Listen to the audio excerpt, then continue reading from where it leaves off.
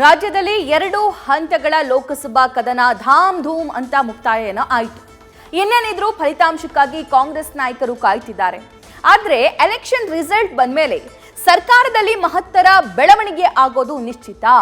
ಅದೇನಂದ್ರೆ ಲೋಕ ಫಲಿತಾಂಶ ಬಳಿಕ ಸಚಿವ ಸಂಪುಟ ಪುನಾರಚನೆ ಆಗೋ ಲೆಕ್ಕಾಚಾರ ಆರಂಭ ಆಗಿದೆ.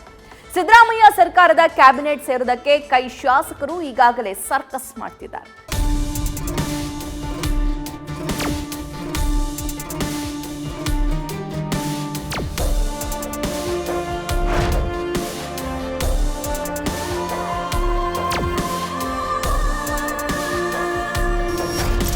ಸಿದ್ದರಾಮಯ್ಯ ನೇತೃತ್ವದ ಗ್ಯಾರಂಟಿ ಸರ್ಕಾರ 1 ವರ್ಷದತ್ತ ದಾಪುಗಾಲಿಡ್ತಾ ಇದೆ.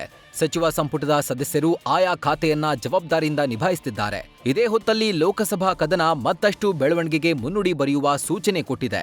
ಮತ್ತೆ ಕಾಂಗ್ರೆಸ್ನಲ್ಲಿ ಸಚಿವ ಸ್ಥಾನ ಡಿಸಿಎಂ ಪಟ್ಟದ ಪೈಪೋಟಿಗೆ ನಾಂದಿ ಹಾಡುವ ಸುಳಿವು ಸಿಕ್ಕಿದೆ. ಲೋಕ ಫಲಿತಾಂಶದ ಬಳಿಕ ಸಂಪುಟ ಪುನಾರಚನೆ ಸರ್ಕಸ್. ಕ್ಯಾಬಿನೆಟ್ ಎಂಬ ಜೇನುಗೂಡಿಗೆ ಕಲ್ಲು ಹೊಡೆಯಲ್ವಾ ಸಿಎಂ?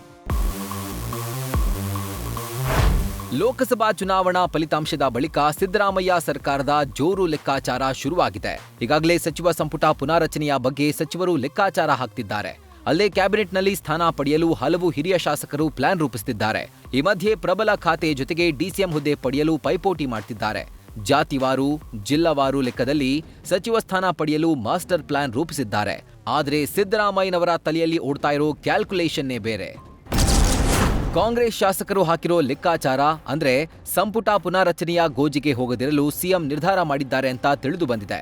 ಲೋಕ ಫಲಿತಾಂಶದ ಬಳಿಕ ಮುಂಬರುವ ಚುನಾವಣೆಯತ್ತ ಸರ್ಕಾರದ ಚಿತ್ತ ನೆಟ್ಟಿದೆ. ಬಿಬಿಎಂಪಿ ಮತ್ತು ಜಿಲ್ಲಾ, ತಾಲೂಕು ಪಂಚಾಯಿತಿ ಎಲೆಕ್ಷನ್ ಅತ್ತ ಗಮನ ಹರಿಸಿದ್ದಾರೆ. ಈ ಮೂಲಕ ಸಂಪುಟ ಜೇನುಗೂಡಿಂದ ಅಂತರ ಕಾಯ್ದುಕೊಳ್ಳುವ ಲೆಕ್ಕಾಚಾರದಲ್ಲಿ ಸಿಎಂ ಸಿದ್ದರಾಮಯ್ಯ ಇದ್ದಾರೆ. ಅತ್ತ ಶಾಸಕರು ಸಚಿವ ಸಂಪುಟ ಪುನಾರಚನೆ ಎಂಬ ಕನಸು ಕಾಣ್ತಿದ್ರೆ, ಇತ್ತ ಸಿಎಂಗೆ 3 ಟೆನ್ಷನ್ಗಳು ಶುರುವಾಗಿವೆ. ಈ 3 ಸವಾಲುಗಳನ್ನ ಮೆಟ್ಟಿ ನಿಲ್ಲಲು ಸಿದ್ದರಾಮಯ್ಯ ಅಲರ್ಟ್ ಆಗಿದ್ದಾರೆ. ಸಿಎಂ ಸಿದ್ದರಾಮಯ್ಯಗೆ ಎದುರಾಗಿರೋ ಮೊದಲ ಸವಾಲು ಅಂದ್ರೆ ಲೋಕಸಭಾ ಚುನಾವಣೆ ಬಳಿಕ ಆಪರೇಷನ್ ಕಮಲದ ಟೆನ್ಷನ್. ಎರಡನೇದಾಗಿ ಹಿರಿಯ ಶಾಸಕರು, ಮಂತ್ರಿ, ಡಿಸಿಎಂ ಹುದ್ದೆ ಪಡೆಯುವ ಲೆಕ್ಕಾಚಾರ. ಮೂರನೇದಾಗಿ ಬರ ಪರಿಹಾರದ ವಿಚಾರದಲ್ಲಿ ಕೇಂದ್ರದ ವಿರುದ್ಧ ಹೋರಾಟ ಮಾಡುವ ಟೆನ್ಷನ್. ಇನ್ನು ಲೋಕಸಭಾ ಚುನಾವಣೆ ಬಳಿಕ ಕಾಂಗ್ರೆಸ್ ಸರ್ಕಾರ ಪತನವಾಗುತ್ತೆ ಅಂತ ಬಿಜೆಪಿ ನಾಯಕರು ಗುಲ್ಲೆಬ್ಬಿಸಿದ್ದಾರೆ.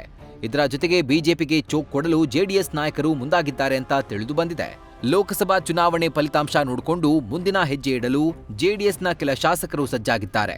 ಈ ಹಿಂದೆ ವಿರೋಧವಿದ್ರೂ ಮೈತ್ರಿಗೆ ಒಪ್ಪಿಕೊಂಡ ಕೆಲ ಶಾಸಕರನ್ನ ಡಿಕೆಶಿ ಟ್ಯಾಕಲ್ ಮಾಡ್ತಿರುವ ಸುಳಿವು ಸಿಕ್ಕಿದೆ. ಜೆಡಿಎಸ್ನ ಕೆಲ ಶಾಸಕರನ್ನ ವಿಶ್ವಾಸಕ್ಕೆ ತೆಗೆದುಕೊಳ್ಳಲು ಯತ್ನಿಸುತ್ತಿದ್ದಾರೆ ಎನ್ನಲಾಗಿದೆ. ಈಗಾಗಲೇ ಜೆಡಿಎಸ್ ಶಾಸಕರು ಸಂಪರ್ಕದಲ್ಲಿ ಇದ್ದಾರೆಂದು ಸ್ವತಃ ಸಚಿವ ಎಂಬಿ ಪಾಟೀಲ್ ಗುಮಾನಿ ಹಬ್ಬಿಸಿದ್ದಾರೆ. ಒಟ್ಟಾರೆ ಇಷ್ಟೆಲ್ಲಾ ಲೆಕ್ಕಾಚಾರಗಳು ಲೋಕಸಭಾ ಚುನಾವಣಾ ಫಲಿತಾಂಶದ ಬಳಿಕ ಘಟಿಸುತ್ತವೆ ಎನ್ನಲಾಗ್ತಾ ಇದೆ. ಹೀಗಾಗಿ ರಿಸಲ್ಟ್ ಬರೋವರೆಗೂ ಮಹತ್ವದ ಬೆಳವಣಿಗೆಗಳಿಗೆ ಕಾಯಲೇಬೇಕು. Shivaprasad, political bureau, news first.